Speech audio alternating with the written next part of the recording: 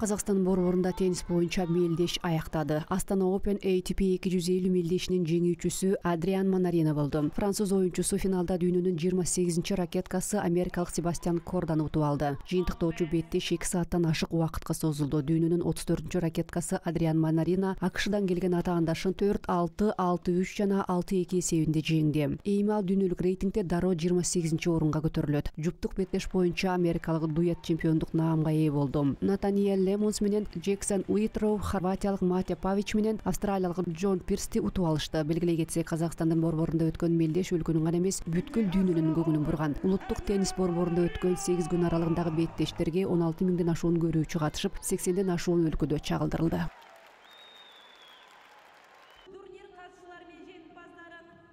I'm just gonna try my chance and maybe I'm gonna have an opportunity and Мен мүмкүнчүлүктөн пайдаланып жеңишке жеттим. Мага бул турнир абдан жагат. Анткени мында достук атмосфераны сезүүгө болот. Бул жердеги адамдар оюнчуларды колдоп, коштоп турушат. Мунун баары биздин турнир бою ишенимди жаратып, жеңүүчү болууга түрткү берди. Уюштуруучулар да абдан жардам беришти. Биз турган мейманкана, тамак-аш, оюндун баардык шарттары эң жогорку деңгээлде болду. Казактын меймандостугу сезилип турду. Ошондуктан чет мамлекеттердин ичинен мен үчүн Казакстан биринчи орунда турат.